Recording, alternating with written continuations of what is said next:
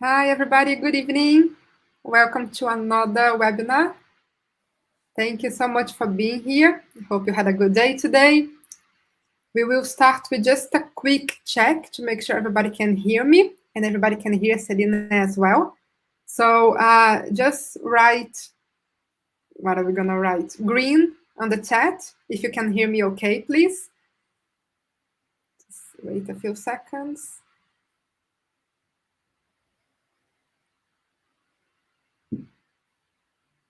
Yeah, good. Now I'm going to ask Selina to say something, and then everybody types pink if you can hear her okay, please. This is my voice. Good. Okay, could you hear her?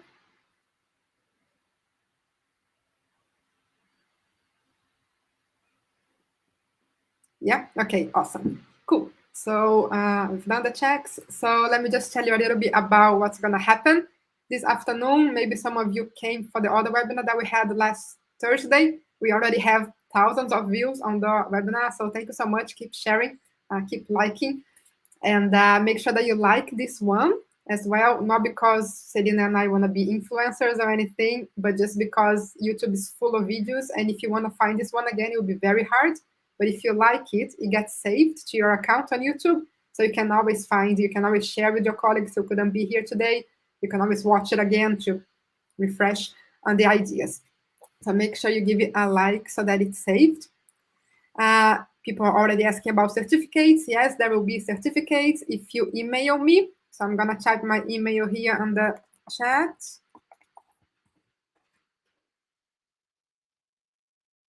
So just send me an email saying that you came to this webinar with your full name, and I'll send that to you in a few days.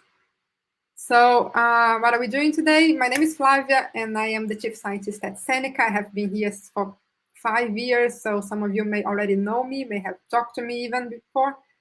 And I am hosting these webinars and the idea is to get real teachers, real educators to tell you a little bit about how they prepare their students for the exams. This year is a big year, you know, coming from the pandemics and all of that. So we just want to make sure that all teachers have good ideas on how to help their students with their exams. I will first tell you a little bit about Seneca because Seneca has just launched a new exam preparation feature, which is really, really cool. And Selina helped us with that. So she actually wrote some of the questions for that feature. So I'm going to show you, it's only 5 minutes. So I'm not going to, you're going to hear from her in very quickly time. So I'm just going to show you how it works and what it does. And it's really, really cool. It's all very fancy. It uses AI, it uses machine learning, and it really, really works. So I'm just going to show you how it works. And then we're going to go for the main talk. Okay, you will receive an email tomorrow with Selina's slides and some links for you to test Seneca exam questions. And yeah, if you have any questions, you can just ask me. During her presentation, the most important thing is that you use the chat to ask questions, to interact with the other teachers, to share resources, obviously if they are legal and respectful, but you can share things, you can share your thoughts, you can share ideas, and definitely make questions. We love questions. I'm going to make a note of all the questions and then ask her in the end. We're going to have a Q&A session in the end. All right, so I'm going to share my screen and show you Seneca. Also, last thing, make sure that if you are on Twitter, you should use hashtag SenecaCPD because that's how we communicate, and then I can see what you are posting, I can repost, and then other people will see as well, etc. And very last thing, there are always more things, but this is the, please share this YouTube link with other teachers. There's still time for them to join. They don't have to have signed up in advance, they can just watch it. So if you share the URL, which is this one that I'm also going to share here on the chat, then they'll be able to watch this webinar and join us here today. So let me get started. I'm going to share my screen.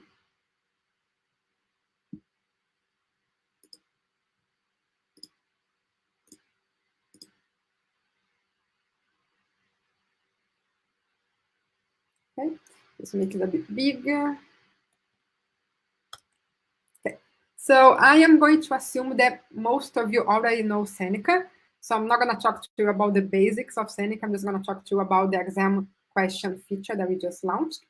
But if you do have questions about Seneca, just get in touch with me and I'll send you all the tutorials, all the information, everything to help you get started. So I just want to show you the exam questions now. This is the teacher platform that I'm assuming most of you already know.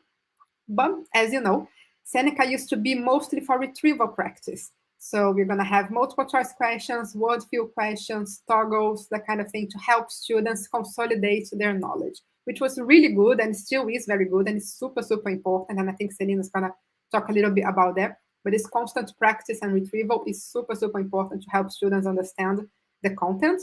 But one thing that was missing on a platform was the application part. So students could retrieve information and practice that, but they couldn't apply their knowledge into another context. So that's what we created now. We create the exam question features that help students to apply that knowledge that they have been practicing into another context. So how do you do that from your teacher page? It starts just like you would. So you go on assignments, and you create a new assignment, just like you would do. You select the course that you want to use. Let's say this one. You select the topics that you want to send to your students, also just like used to be. But then you see a new stage here, which is exam questions. So here you can see that we have, for this topic, 15 exam questions available. And you can select the ones that you want. Some of them will be hard, some of them will be 1 mark, 2 mark, 3 mark questions. So you can swap until you find the ones that you like. And then you simply select the ones that you want and send to your students. We have questions for lots of subjects, lots of exam boards, lots of key stages. Well, key stage 5 and 6. So GCSE and A-levels. And you click, select the ones that you want, go on next. And the rest is the same. So you give it a name, share with your classes, create, and that's it.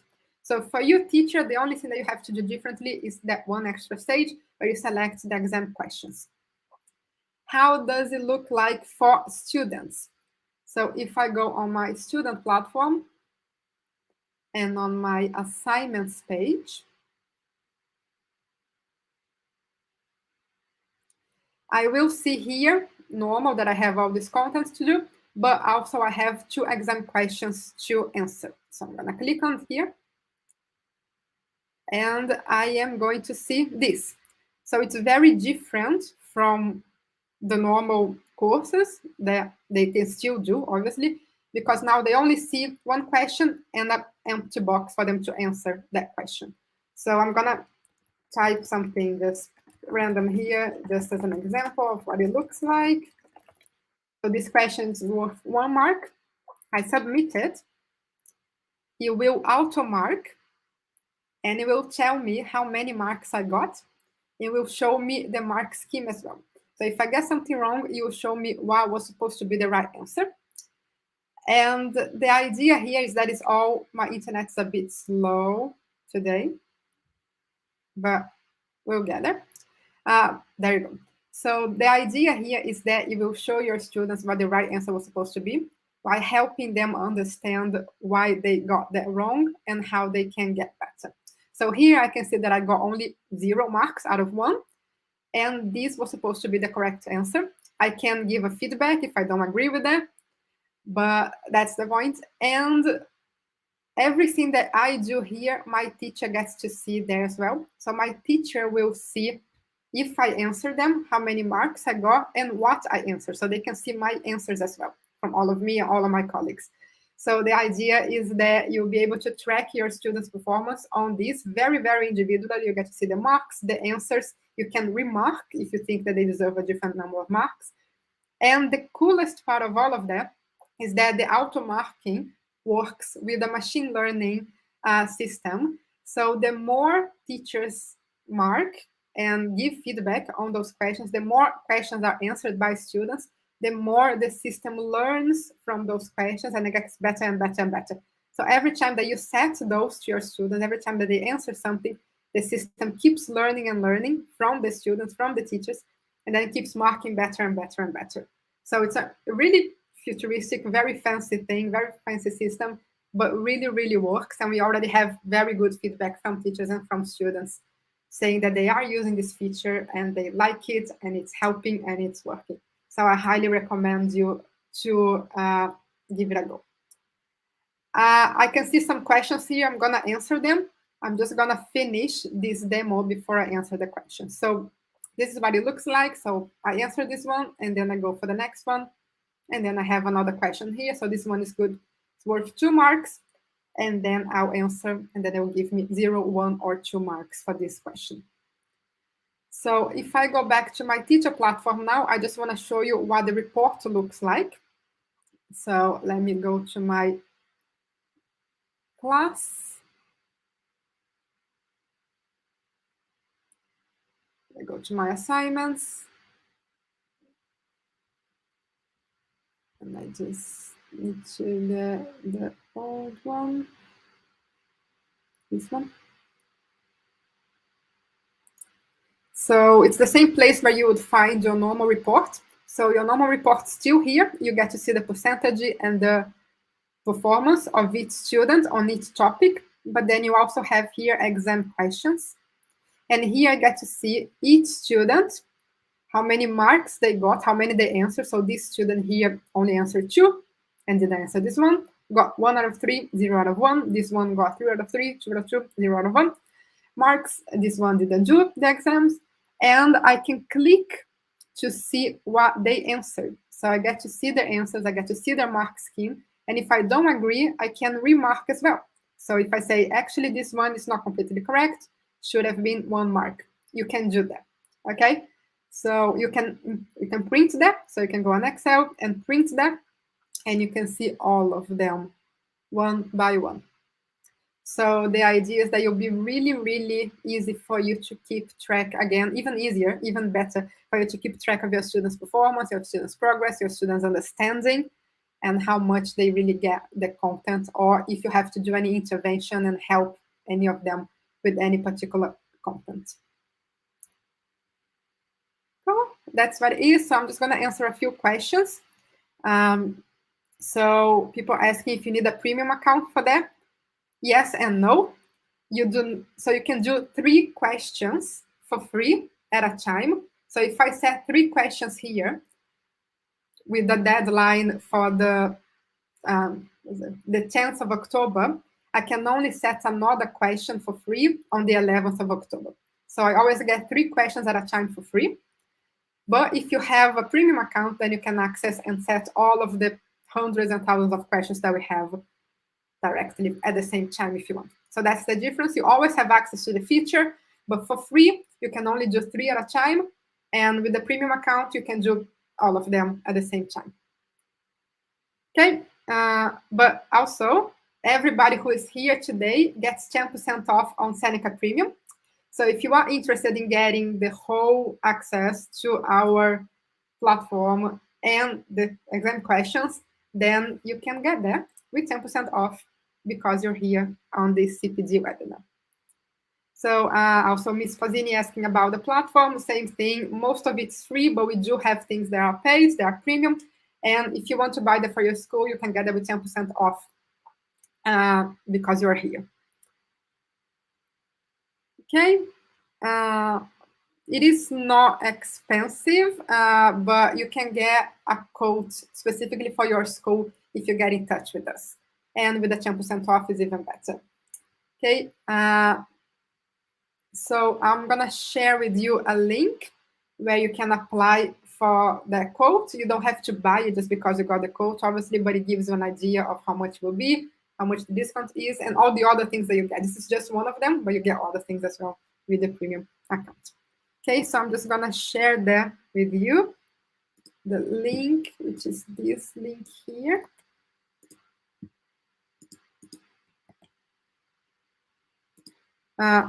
No, you don't get premium for free because you are here. You get 10% off on premium. Seneca Free, the free platform you already have, or you can get, if you want the premium platform, you can get 10% off on that platform. So please go on the link that I just shared, and you can apply for premium and for the SLT analytics program, which is a different thing, but I'm just going to give them all together because that's easier for you. It's just one link. And I'm just going to show you, and then 1 minute, and then we can start with Selina. So this is the link that I just shared that's on the screen. And it's something new that we're starting. And the idea is that we want senior leaders to benefit from Seneca as well. We have 7 million users, but most of them are classroom teachers because they get to use and set the assignments and all of that. But we want the SLT to also know what's going on with Seneca. So now we have this program that is completely free. So this one is totally free. And you get reports. They are for the whole school. You can see target groups. You can see SEN, EAL, Pupil Premium, all of those, how they are progressing, each of them, so you can help you to create interventions. It's free. And you also get a free MIS integration. So that means that you don't have to create your own classes. You don't have to wait for students to sign up. You don't have to let them forget their passwords. Everything is managed by the school system, which is synced with the Seneca system. It saves you literally hundreds of hours of work.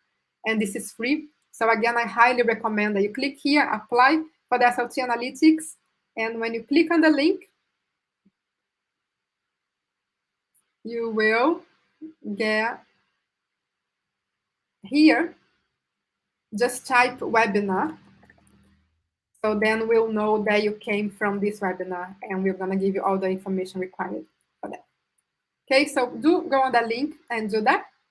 And this is an example of the reports that you get. That's just one of the reports that you'll get. It shows you the whole school statistics over time and per key stage as well. And this is all free.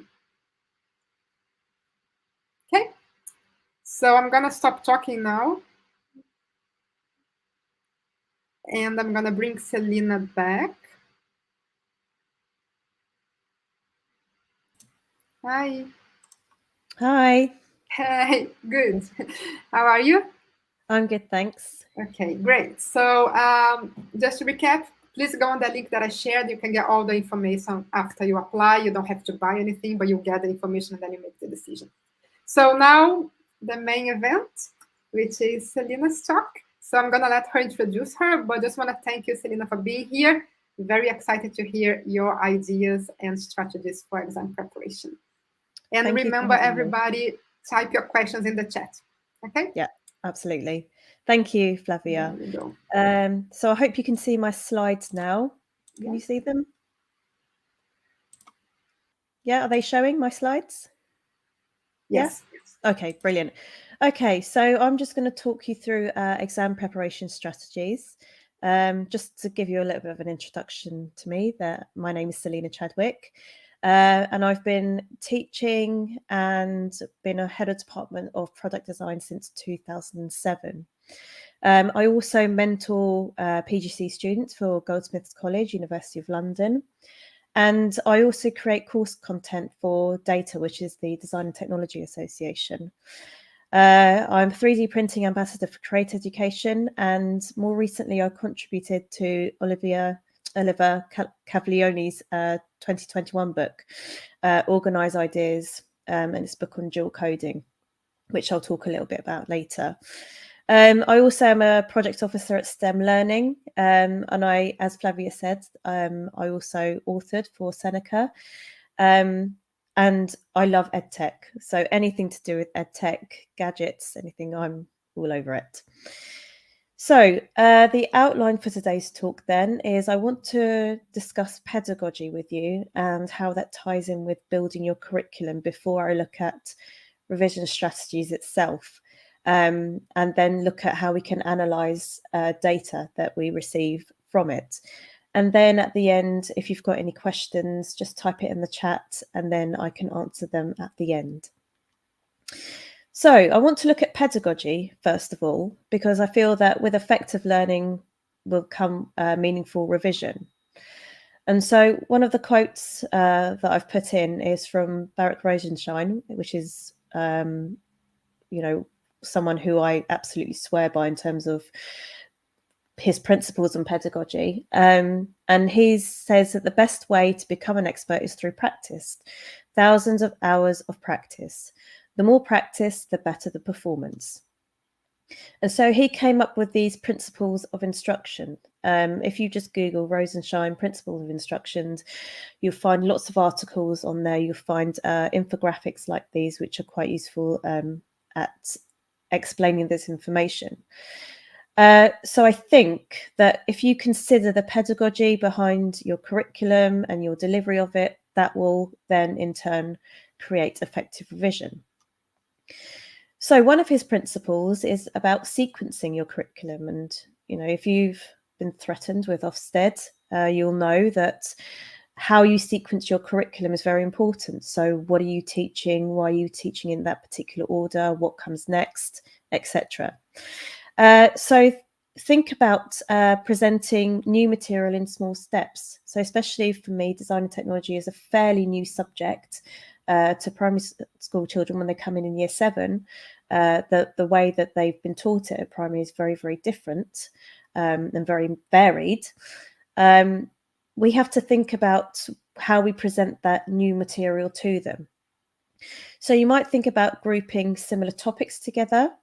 You might also be worth joining with other departments and seeing when they cover particular topics as well. So, for example, I would teach electronics in year 8, and I know that in science that they get taught electronics as well. So it helps to teach similar topics at the same time.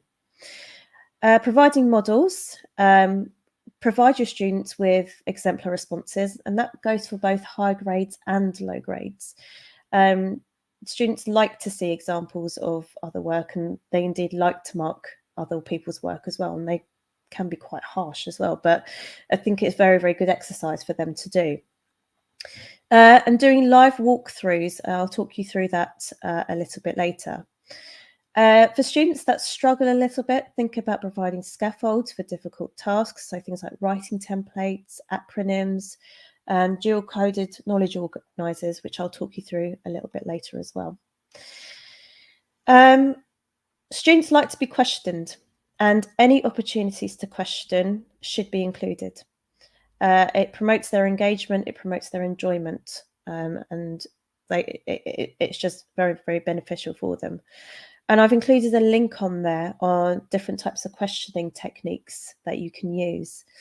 And as tying in with questioning, you've got to check for their understanding as well. So think about when you provide the opportunities for this as well. So to gauge comprehension, and there's also, you've got to be aware that teaching and learning is fluid. So what you teach to one group might go down really well. It might not with another group. And so don't feel that yes, you have a scheme of learning, but don't feel that you're necessarily bound by it, that in week 1 you've got to do this material, week 2, etc. It will sink in when it sinks in. And you know, one of the ways of preparing your student is being able to recognize that we all learn at different paces. Using quizzing apps, so like Seneca, to reduce your workload. So, you know, the technology is out there, why not use it? And it will reduce your workload massively in terms of analysing that data and trying to identify students that might need a bit of extra help. Practice is very important, providing as many opportunities for practice as possible. And in the first instance is to accept the mistakes that happen. You know, children do need to be told it's okay to get things wrong, but tackle those misconceptions early on. And you do that through feedback and through recapping previous materials. And you know, if you've set a homework, for example, and you want to give feedback on it, I think it's a very good way to spend 5-10 minutes of the next lesson just going through that material over again, just so that they can do their corrections, and it embeds their understanding as well. Rosenshine said that 80% is the magic number in terms of whether a student has learned something or not. So if you're setting a test and 80% or above, it provides a sufficient amount of challenge for them, and it shows that the students have learned something. If they're anywhere between 95 and 100%, it might suggest that the content you've tested them on is a bit too easy. Anything below 70 might suggest that there's content in there that's a little bit tricky and it might need to be retaught. Just bearing in mind again that teaching is fluid. And Doug Lemov mentions independent practice. So I quite like the I, we, you model. I'm not a fan of lessons that have your starters, your mains, your plenaries. I don't think that's helpful at all. I find it quite useful to where the curriculum is quite knowledge-based, you have to show an example. So I will explain it to you. We work through the example together. You practice doing it by yourselves. And going through that cycle of introducing new topics, it is quite helpful for them. And opportunities for reviewing. So when you're constructing your schemes of learning, just think about when you're going to provide opportunities for reviewing material. So obviously some subjects you won't see them daily, but you might give them materials to do daily review in their own time. So things like flashcards, things like knowledge organisers. And within your schemes of learning, you might think about weekly and monthly reviews. So it's about identifying those opportunities for regular assessment. So when you're building your curriculum, this is something that we tend to do in the summer term, but I think it's something to be aware of quite early on, is to think about amalgamating your revision and not necessarily seeing it as something to add on in the summer term when the time is quite close to exams. So there's a quote there from Daniel Willingham, "Why don't students like school? We should create the conditions for pupils to learn the concepts that come up again and again." So with that in mind, I've got a little roadmap here on writing schemes of learning and the process that it takes.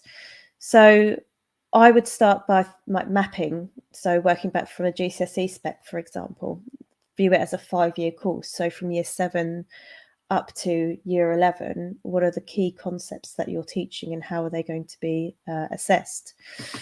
So that leads on to 2. So how will, with the sequencing of it, how will the prior learning aid the progression? How does the level of challenge increase? And then you can think about your opportunities for assessment. So whether that's summative or whether it's formative, low stakes testing is a really good way of gauging whether content has sunk. And providing early exposure to exam questions is very helpful. So if you set a question to year 7, you say to them, well, that was an exam question you sat, it was a 1 mark or 2 marker, that builds their confidence as well. And it becomes an exam doesn't become such a scary thing that they have to do anymore. Think about your delivery as well. So whether you're going to blend the course, if you can, using EdTech, whether you want to do flipped learning, whether you want to have elements of dual coding in there as well. And with that, think about your resourcing. So for example, Flavia just spoke about Seneca and how you can use either the free or the premium subscription for it. And it's a good way of just setting a few questions, gauging responses, seeing how the understanding is for it. And then with your review as well, this ties in quite nicely with using something like Seneca, is that you've got the analysis tools there for you. You don't have to do the long, arduous test of taking those scores and analysing them yourself. So revision strategies then, these are the kinds of things that I do with my students. And I will do something like a video walkthrough. So I will, a visualizer or a mounted smartphone or a tablet. Visualizer is my favorite toy at the moment because I can create content and students can view it in their own time, and they will. If they really want to put in the effort, want to get good marks in their exams, they will view that content. And just, since the pandemic as well, I find that that's been very, very useful to have.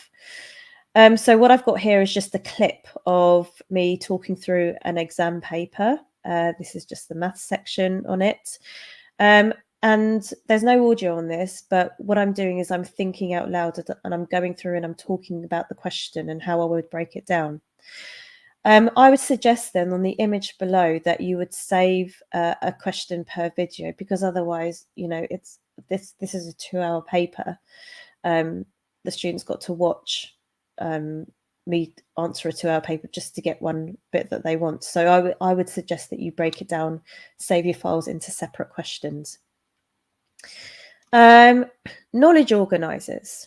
So I want to talk to you about dual coding, and this is the book that Ollie Cav has written and that I contributed to. I've got the link down there on Graphic Organisers. It's a really good website and it's a good way of organising knowledge. So dual coding combines visual and verbal information to make the information easier to understand. Now, I know that some departments might give out the knowledge organisers already filled in.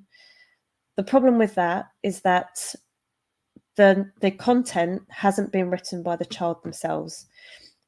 You ought to provide the skeleton in terms of guiding them, providing that scaffolding with the topics that they do, but they should be filling in the content themselves.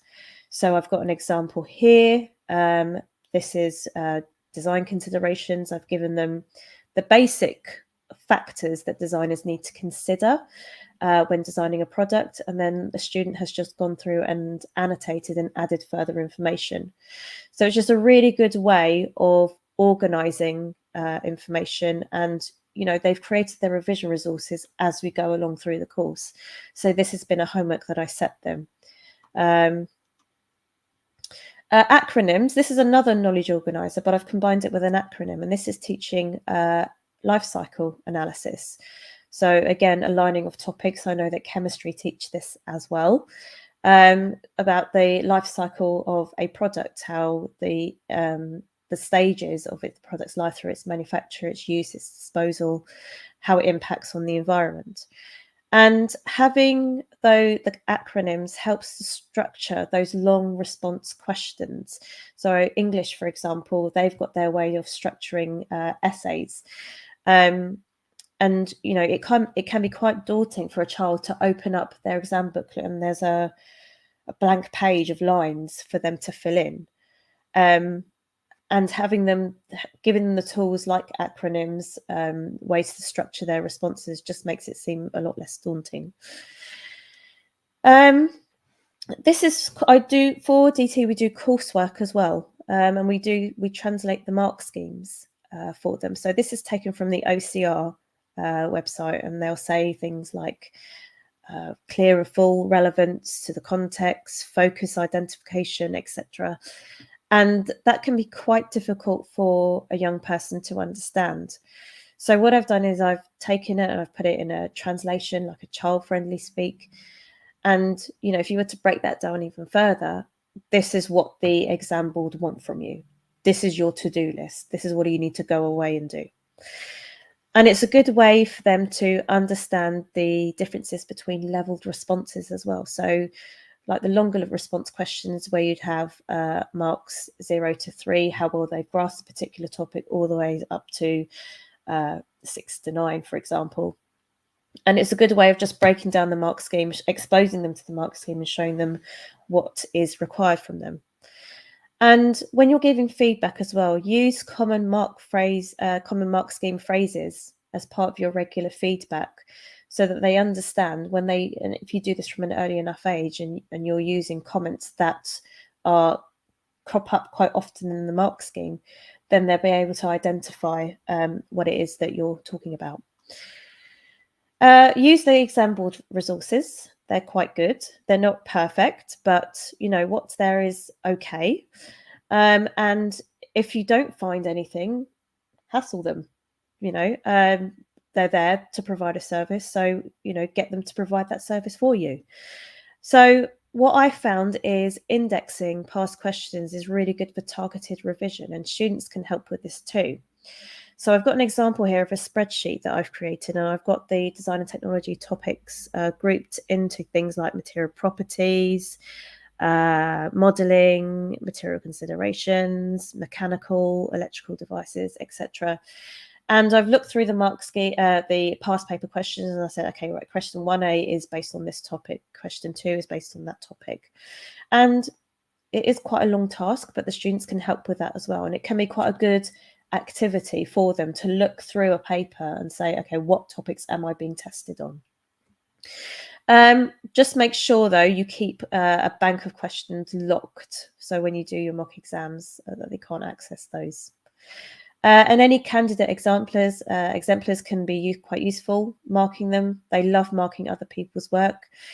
And using the examiner reports as well is very useful for planning the delivery of your curriculum next year. Get your students to recognise command words, so breaking up the question. So recognition of these prepares students for the kind of response expected. I always say to them that 5 minutes maximum annotating a question before you go to answer is actually time well spent, because they feel very much that as soon as you open the paper, you've got to start writing, and they don't factor in planning at all. So really do encourage them to highlight, underline, annotate parts of the question with the responses that they can include, and then they can think about how they would structure it in the space below. Study the mark allocation as well. And generally, we say a mark a minute. It does depend on the subject and the paper that they're doing. But for me, for example, I would get the students to look at the marks allocated and think about how you would divide that up into the points that you need to make and the explanation. So, for example, an exam question that we get tested on quite often is about how new technologies can be beneficial and detrimental to society. So, 4 marks, that question, I would say, okay, beneficial and detrimental, you've got 2 pros and 2 cons. So you split that between it. So it will take some scrutiny of your mark schemes to understand how you would break down that allocation. And think about which parts you can automate. So it's not being lazy at all, it's being efficient. Think about where you can get this ready-made content. So, for example, on Seneca, on TES, there's so many resources out there. And there are lots of other quizzing apps to use, one of which you can import questions on a CSV file. So it could be that as part of a department, you compile some questions, they're all in the spreadsheet, which you can export as a CSV, and they can be imported by quizzing apps. I would think about how you're going to plan your time, because for us in DT, for example, we don't get a huge amount of time, curriculum time, compared to other subjects. So think about how you would structure that time in terms of what you're automating and what you're doing face to face. So I think that automating the short response questions are quite good. And we focus in class on refining exam technique for the long response questions.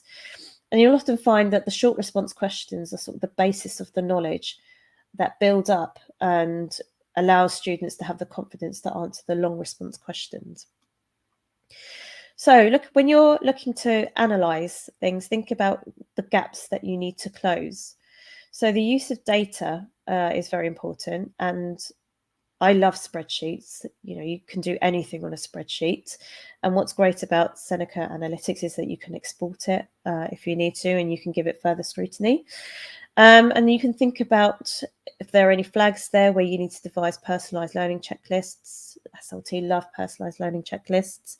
And you'll be able to devise that quite easily without it being too much of a difficult task. It could be that you need to target whole class revision. So there might be a particular topic that students didn't quite grasp. So it might be a different way of teaching it. And if you need to clear up any misconceptions at an early stage, then the early testing gives you an opportunity to do so. So the use of EdTech does provide some very good in-depth analytics that's quite useful to inform your teaching. So thank you for listening. I've got my details there on LinkedIn and on Twitter.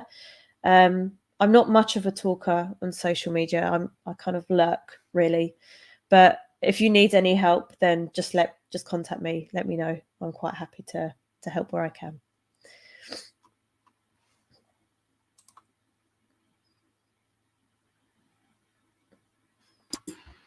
Hi.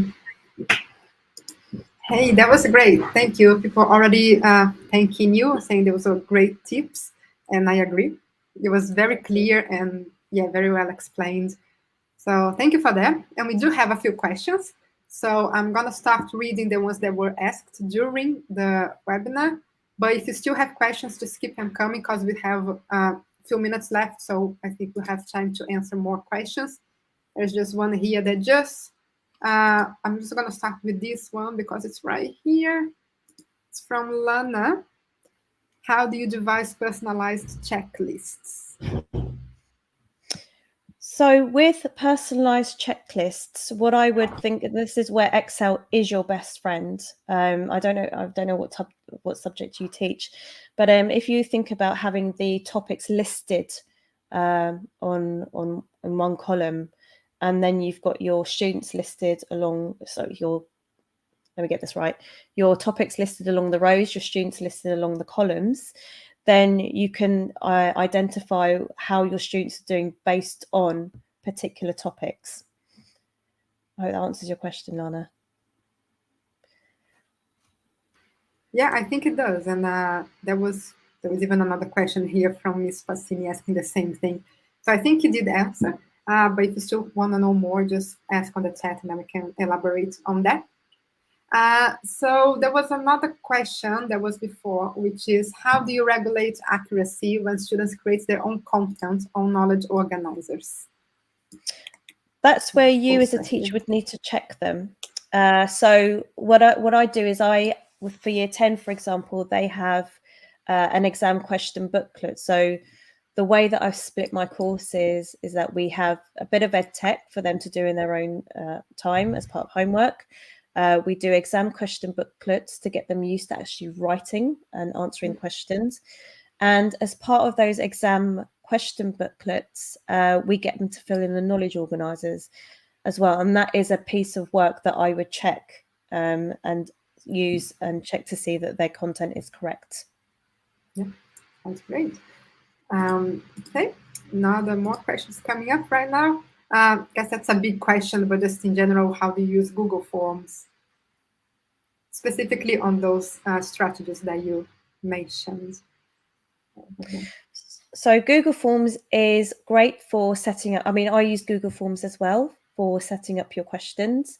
Because what's great about Google Forms is that you can actually set them as a quiz. So you can decide how many points you want to allocate per question. You can also attach feedback onto it as well. And because it is something that hasn't got a huge amount of intelligence behind it, I wouldn't use Google Forms for longer response questions, only because it's very much black and white. It's either right or it's wrong. I would use Google Forms just to do your sort of low stakes testing, but anything longer, I would do face to face. Or you can also use Seneca's exam questions. Oh, Seneca, indeed. Which, just because we mentioned it, I'm just gonna remind people, and then we go back to the questions, because people are typing the questions as we go, so I'm just gonna give them a few seconds to finish typing them questions.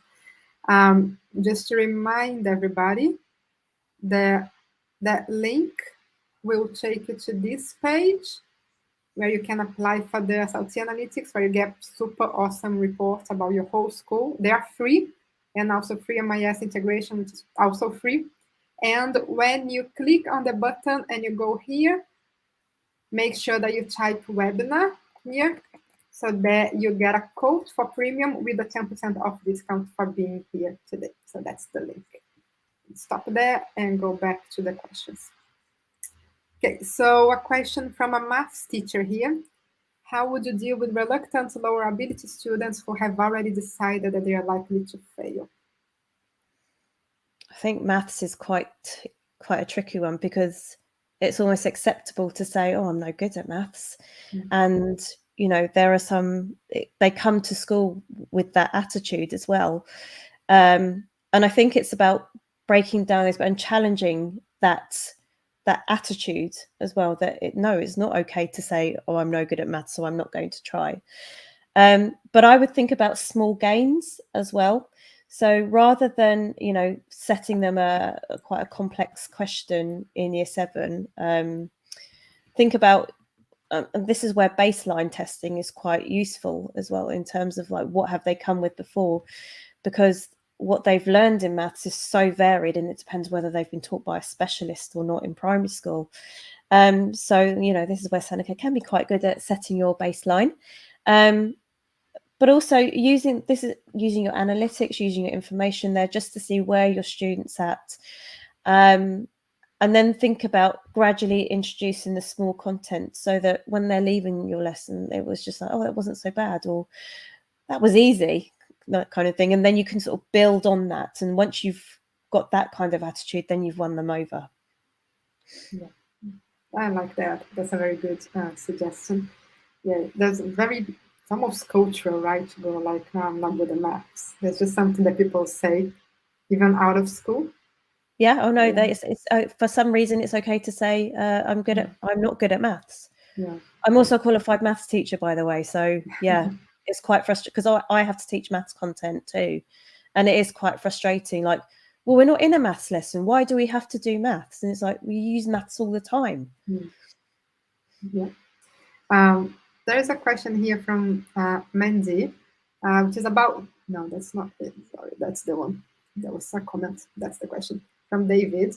So he's talking about DT engineering, but I guess every science, maths, or even any subjects, basically. So if you're having trouble struggling to get girls involved in DT, engineering, maths, sciences, whatever, or you're having trouble getting boys involved with another subject, do you have any tips? Yeah, I mean, when I started at my school, it was, sorry, my lights have just come on. I'm just going to get Google. It's okay. Hey, Google, turn the lights off. Gadgets are great when they work, but yeah, sorry.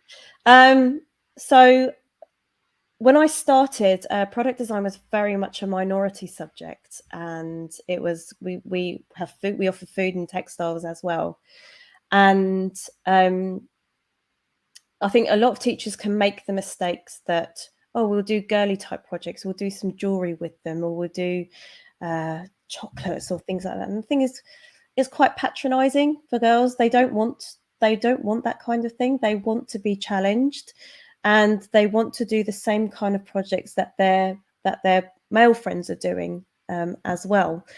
And I think that, with design and technology as a whole, I think we need to start thinking about the projects that we're offering our students. Is design and make important in terms of having something nice to take home, which is great, or are we getting them to solve problems?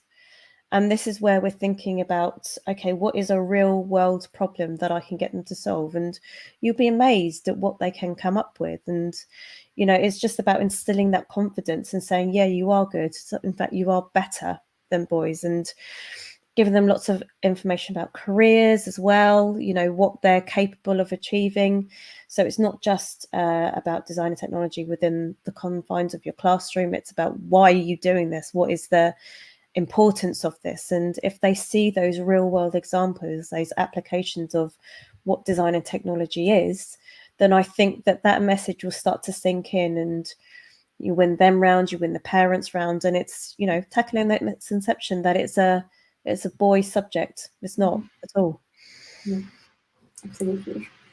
Then this is so that's the one that I had clicked before. So from Mandy. So I guess it's a bit of what you were talking about before. The maths is in every subject, not just maths. So saying that 15% of the grades on DT is maths, but they're having trouble applying maths knowledge to DT content. And I guess they also, again, are just trying to make it more for every subject, not just DT, but it also applies to science if they have to use a maths content to solve a science problem.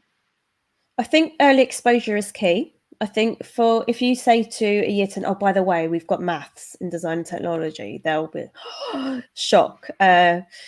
If you say, so we've introduced maths in design technology from year 7. So we know that if we take year 7, for example, they have to design a solution for the home where that would organize the way that they work. So we talk about the footprint of the object and how that ties in with things like the perimeter.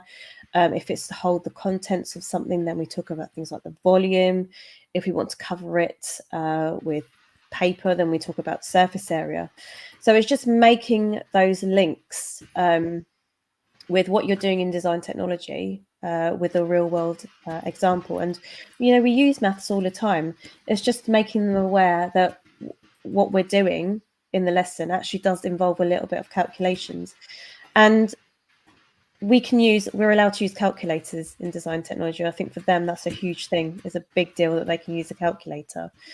And, so showing them something like, well, you can work out a percentage on a calculator, and just showing them how it's done can be quite useful for them.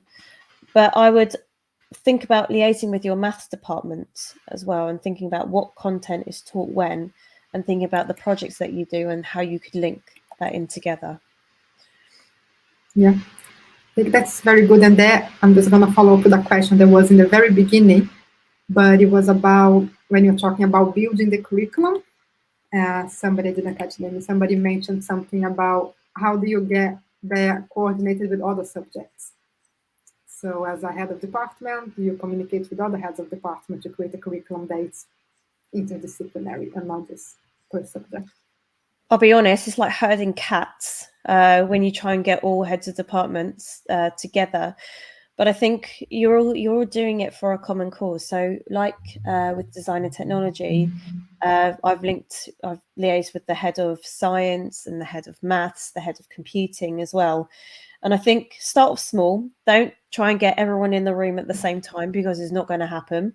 Mm-hmm. And then, geography might hear, oh, I hear you're doing something on sustainability, or business might say, well, you're doing something on project management. And that's how word gets around as well. And the students also said, oh, we've covered this in chemistry, for example. And then you can know, okay, right, so I need to go and talk to the head of science and make that link there. So I wouldn't try to get everyone together at the same time. Start off small and then build your empire. Yeah, that sounds good. There was another question about curriculum as well, which was about differentiation. So how can you build a curriculum or plan your lessons, taking into account different learners, different needs, different paces? So the thing with that is what I was saying about working backwards and knowing what that journey is going to look like in terms of somebody with particular needs. Because if you think about, everyone's got to sit the same exam. Some subjects do foundation tier, some do higher tier, but the content is still going to very much remain similar to each other. And I think having a different way of teaching things is quite a good way of addressing the needs of your different students. So some students might engage well with using an online platform like Seneca, whereas some actually do want to just give me the flashcards and I'll learn it in my own time. So it's about having those different methods in place for your different learners. This whole thing about the multiple types of intelligence of kinetic and auditory, etc. That is a myth, that you can only be one type of learner. To be an effective learner, you've got to be able to appreciate the content in those different forms. So if you're teaching a new subject, then aim it for your kinesthetic learners, aim it for your more visual learners. So you're covering all of those bases, but with that same content. Yeah. Yeah, that's what we always say with the learning styles, that they are a myth, and one of the hardest myths to break in education. So yeah, it absolutely does. Yeah, a little bit of me dies every time. So it's for my kinesthetic learners, it's like no, it's been disproved. I'm afraid. Yeah. I think so there were other questions that came during the talk, but we still have 5 minutes. So if anybody has any other questions, please type in. We're just gonna leave 1 minute here for you to type your questions. Make sure that you do, because you have the answer live here from Selina, which is a really good thing. But anyway, I just really want to thank you again for coming to this webinar. It was really great. And you saw there lots of questions, lots of engagement, lots of thank yous. And I think people took a lot from the webinar and all the tips and the strategies that you shared. I'm going to share your final slides here again so that people can find you on Twitter and find you on LinkedIn, and then get in touch with you if they have any other questions or want to share any resources or any of Absolutely. that. Yeah. Do get in touch. Yeah. Great. And yeah, also make sure that you go to the link that I shared on Seneca, because so you can also get the exam questions, because the GT questions, some of them were actually written by Selina. So you already know how good quality they are because you've They're seen her amazing. talk. They are amazing. They are amazing.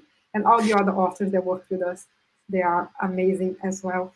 Yeah. So yeah, go there, try them, and then get in touch with us to get the full overview of the premium package and the SLT analytics, because that is free. You don't even need to pay for that.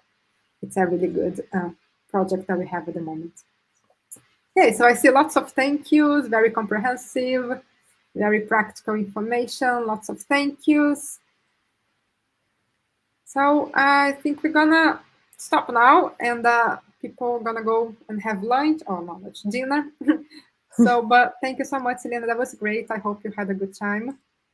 Yep. Thank you for Yes. having me, and thank Yeah. you all for coming as well. I hope you found it useful. Yeah, definitely did. And this will be on YouTube. So the same link, like I said in the beginning, make sure that you like so you can find it later. Share with your colleagues that couldn't be here today. It's going to be available forever on YouTube. So you just make sure that you share and like. And for the certificate, yes, just send me an email and I'll send it to you. I haven't sent the ones, so people complaining that I haven't sent the ones from last week, because I was waiting for this one so I can send them all together. It's just easier for me, just one work instead of two work. But you will receive them by the end of the week. Cool. Thank you so much, everybody, and have a great evening. And I'll see you another time. Bye-bye. Bye.